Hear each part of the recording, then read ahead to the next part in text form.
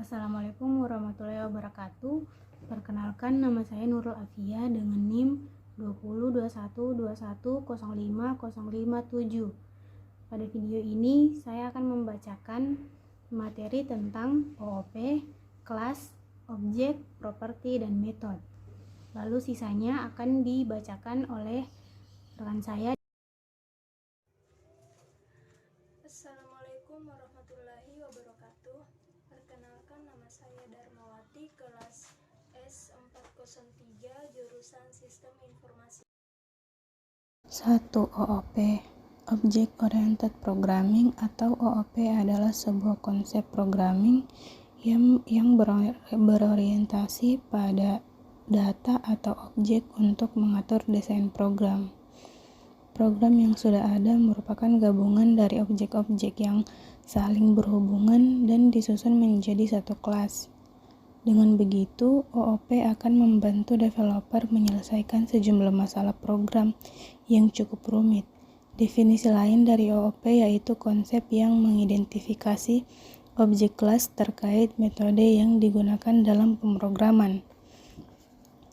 Konsep OOP menawarkan potensi development menuju tingkat abstraksi yang lebih tinggi. Oleh karena itu, OOP menjadi model pemrograman paling populer dan sering digunakan oleh para pengembang, baik pemula maupun yang sudah berpengalaman. Selain itu, OOP sendiri sudah mendukung berbagai bahasa pemrograman seperti Python, Java, JavaScript, dan C++. Penggunaan kelas pada OOP dapat menentukan atribut instance object, misalnya warna, bentuk, dan sebagainya. OOP memungkinkan pembuatan program secara ringkas. Pasalnya, developer atau programmer bisa lebih fokus memanipulasi objek daripada function atau logic. 2. Kelas. Kelas adalah cetak biru atau blueprint dari objek. Kelas digunakan hanya untuk membuat kerangka dasar. Yang akan kita pakai nantinya adalah hasil cetakan dari kelas, yakni objek. Sebagai analogi, kelas bisa diibaratkan sebagai laptop. Kita tahu bahwa laptop memiliki ciri-ciri seperti merek, memiliki keyboard, dan memiliki prosesor, dan beberapa ciri khas lain menyatakan sebuah benda tersebut adalah laptop. Selain memiliki ciri-ciri, sebuah laptop juga bisa dikenakan tindakan seperti menghidupkan atau mematikan laptop. Kelas dalam analogi ini adalah penggambaran umum tentang sebuah benda di dalam pemrograman nantinya. Di dalam PHP, penulisan kelas diawali dengan keyword kelas, kemudian diikuti dengan nama dari kelas. Aturan penulisan nama kelas sama seperti penulisan variabel dalam PHP, yakni diawali dengan huruf atau underscore untuk karakter pertama, kemudian boleh diikuti dengan huruf, underscore atau angka untuk karakter kedua, dan selanjutnya.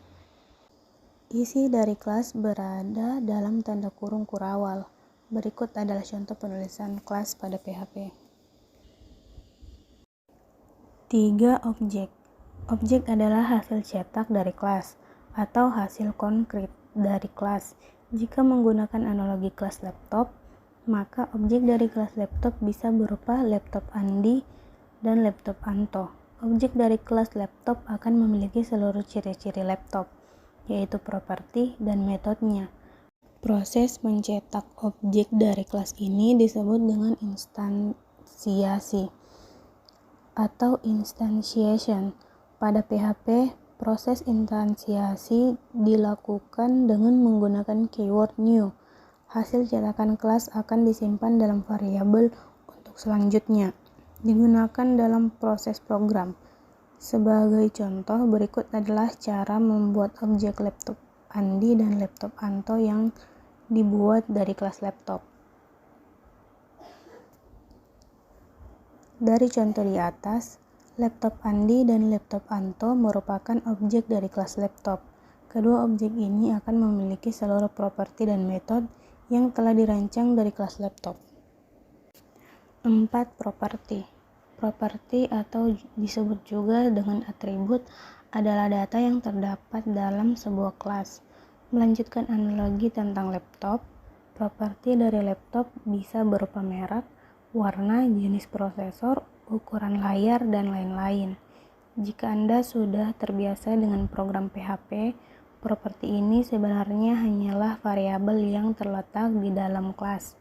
Seluruh aturan dan tipe data yang biasa diinput ke dalam variabel bisa juga diinput ke dalam properti. Aturan tata cara penamaan properti sama dengan aturan penamaan variabel. Berikut adalah contoh penulisan kelas dengan penambahan properti. Dari contoh di samping, pemilik, merek, dan ukuran layar adalah properti dari kelas laptop.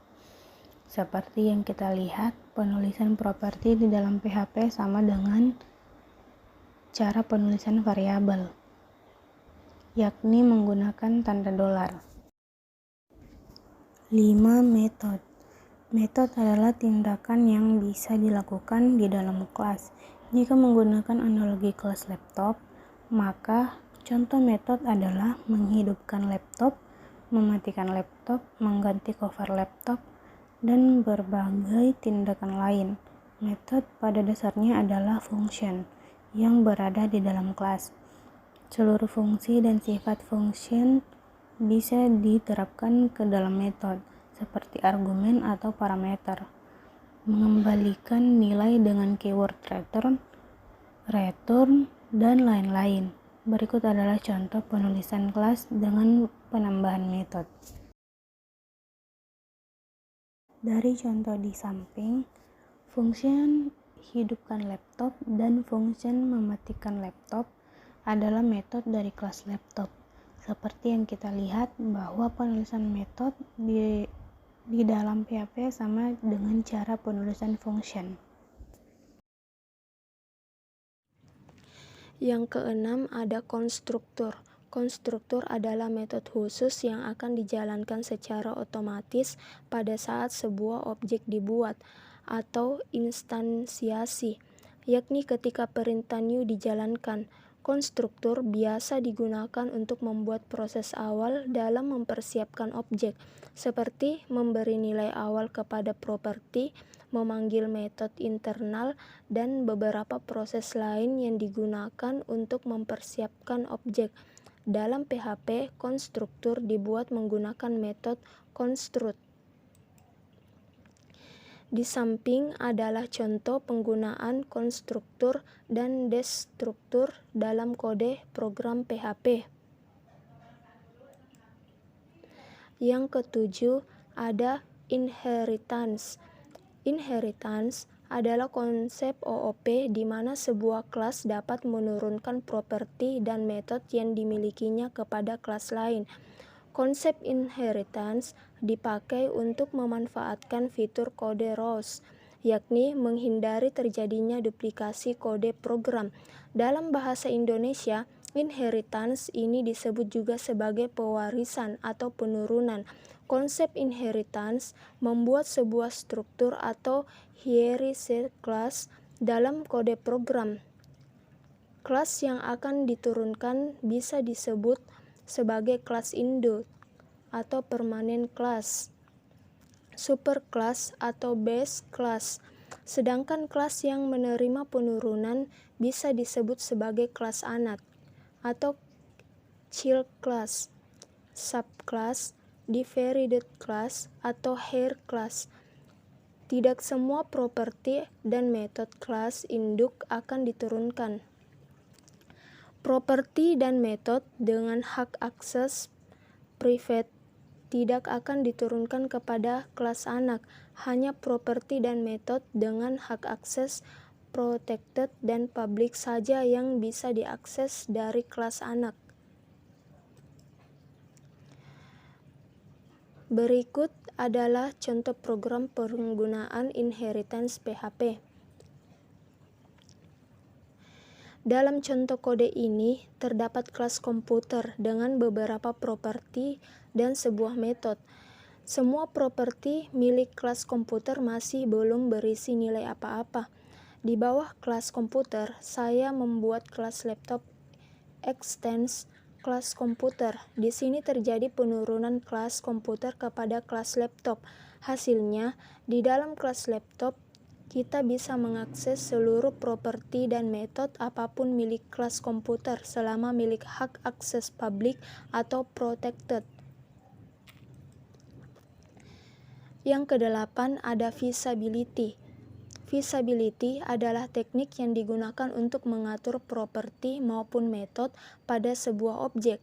Dengan menggunakan akses modifier, nantinya akan memberi batasan akses yang diinginkan terhadap suatu objek tertentu.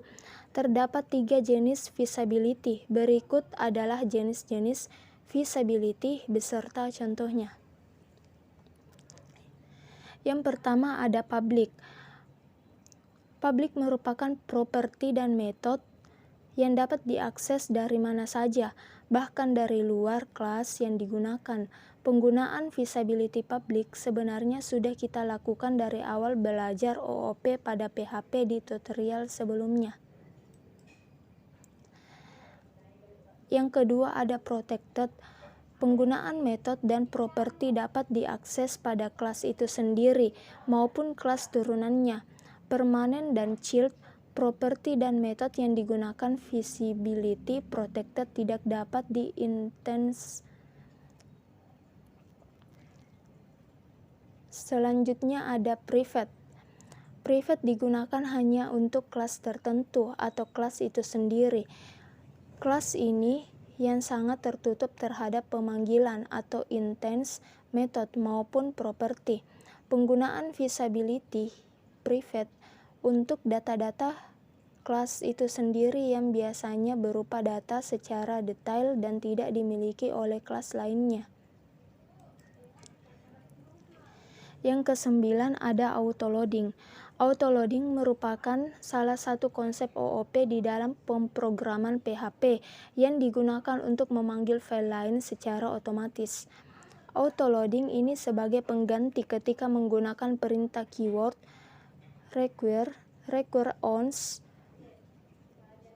maupun menggunakan include. Autoloading berfungsi untuk memanggil file yang dipisahkan untuk menangani banyak modul. Maka sebaiknya setiap kelas terhadap objek harus dipisahkan. Dengan memisahkan file-file PHP akan membuat kode kita lebih bersih, dan terstruktur. Selain itu, lebih mudah dalam mencari kesalahan atau error. Proses debug. Ketika kita akan menggunakan konsep autoloading, sebaiknya harus mempunyai file lebih dari satu. Kita semua tahu bahwa ketika memanggil project di PHP, file yang dicari pertama pada file index PHP, maka file index PHP harus ada. Selain index PHP, maka dibuat file di mana file tersebut berupa kelas yang mengacu pada sebuah project yang ingin dibuat.